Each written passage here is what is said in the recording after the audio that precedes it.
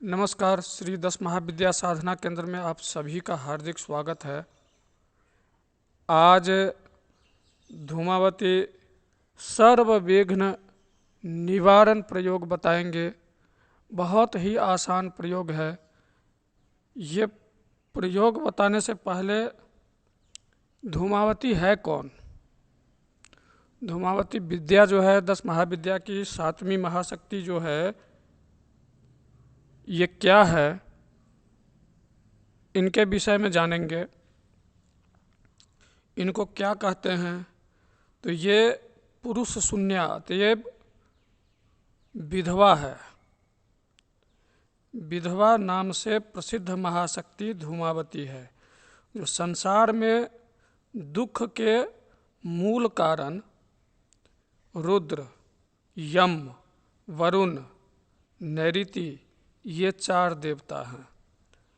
संसार में जो भी दुख होता है जीव को, जो जीवात्मा जो तकलीफ भुगतता है, उसका मेन कारण, उसका सबसे प्रमुख कारण यही 4 देवता होते हैं: रुद्र, यम, वरुण, नैऋति।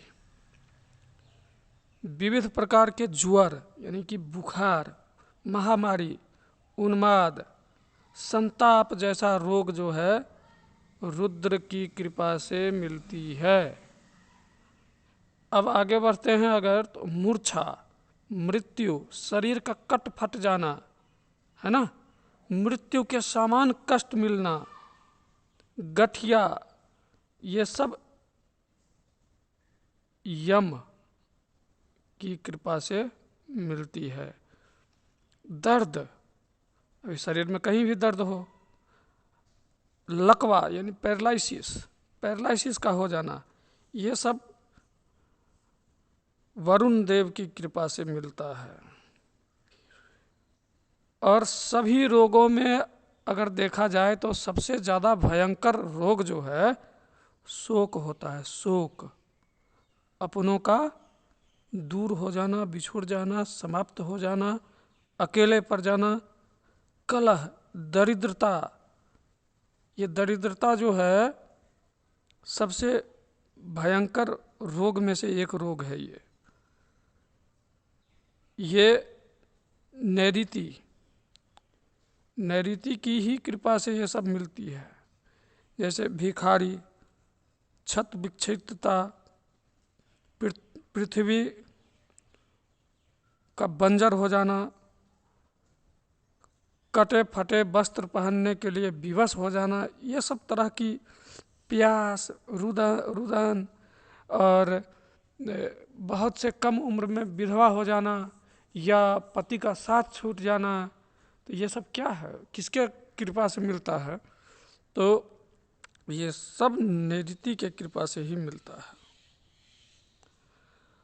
और सबका मूल प्रधान रूप से जो है दरिद्रता ही है। ये जितने हमने बताए हैं अभी, सब में मूल प्रधान जो है ये दरिद्रता है।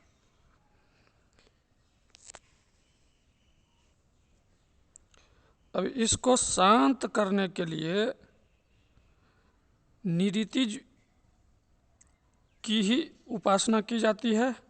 यह शक्ति जो तो सर्वत्र रूप से व्याप्त है, परंतु इसका जो मूल है यानी जड़ है, इसका जड़ कहाँ है? तो इसका जड़ है ज्येष्ठा नक्षत्र।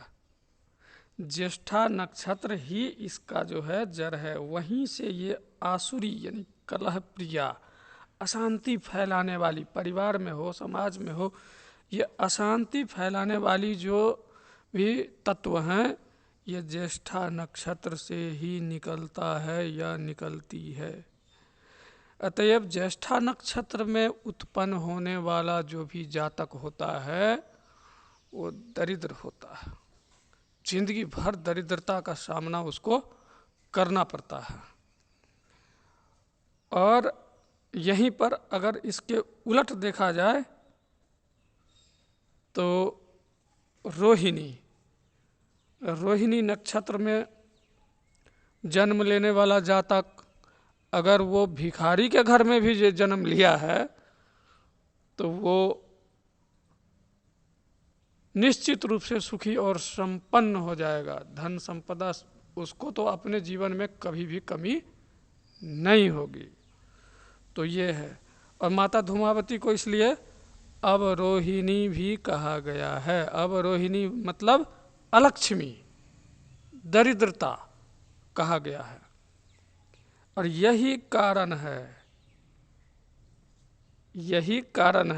जो अच्छे अच्छे संत, अच्छे अच्छे विद्वान, बढ़िया से बढ़िया साधक जो अनुभवी हैं, वे सब के सब महाशक्ति जो है धूमावती, इनको घर में पूजा करने से मना कर देता है या कर देते हैं।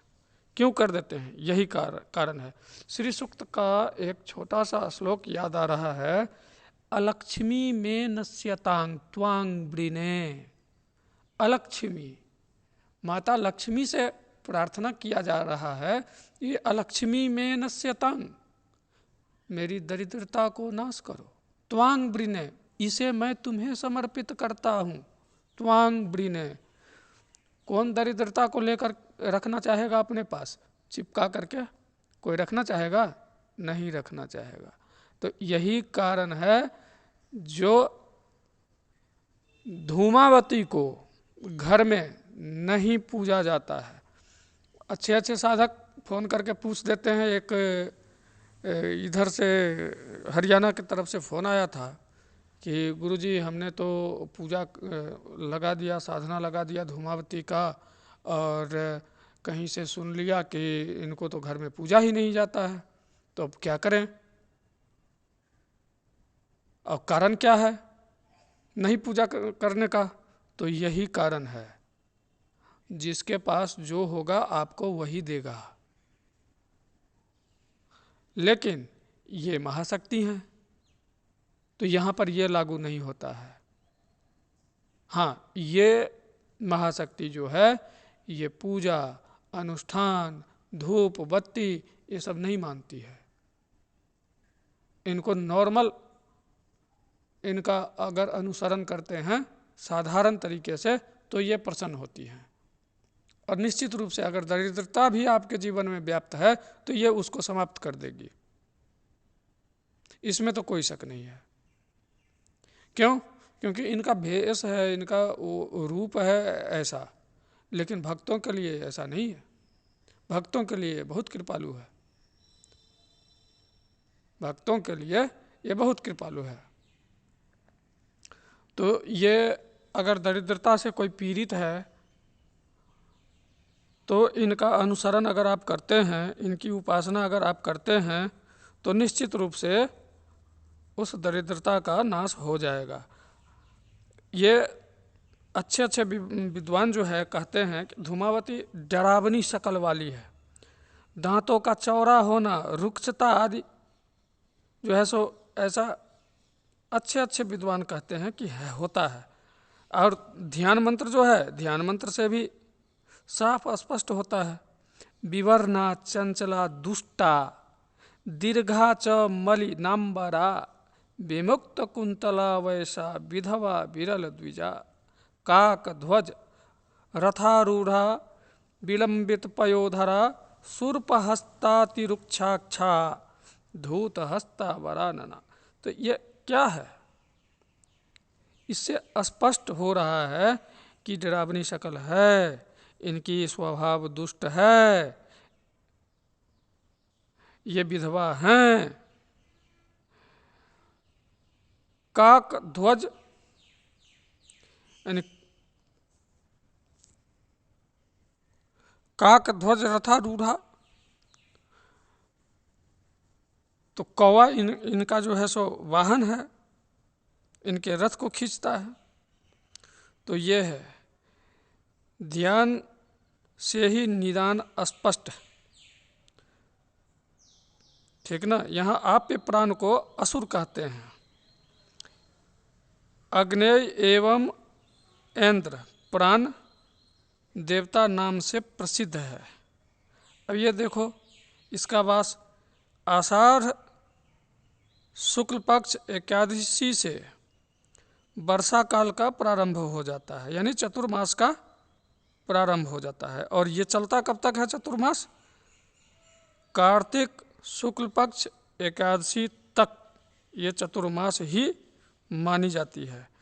इस 4 महीने में पृथ्वी, पिंड और सौर प्राण आपोमय रहते हैं। अतएव चतुर्मास में दोनों ही प्राण देवता असुर आप्य प्राण की प्रधानता से निर्बल हो जाते हैं। इनकी शक्ति बिल्कुल क्षीण हो जाती है। इसीलिए चतुर्मास में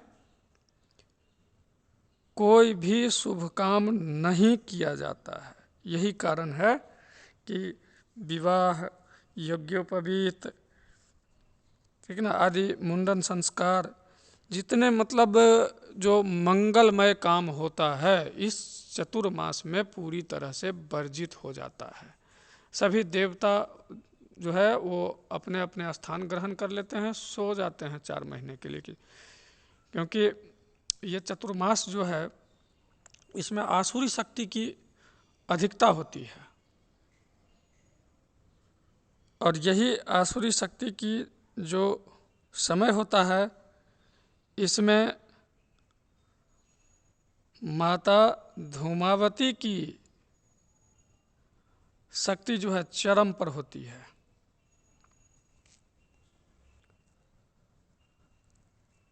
कार्तिक महीना की जो कृष्ण पक्ष चतुर्दशी, कार्तिक महीने की कृष्ण पक्ष चतुर्दशी जो है चतुर्मास्य की निरति साम्राज्य की अंतिम तिथि जो है अवधि मानी गई है। इसलिए बहुत सारे विद्वानों ने इसे अलक्ष्मी का गमन जो है माना है कि इस दिन अलक्ष्मी समाप्त, और अमावस्या को तभी जो है हम लोग महालक्ष्मी की पूजा मनाते हैं, करते हैं।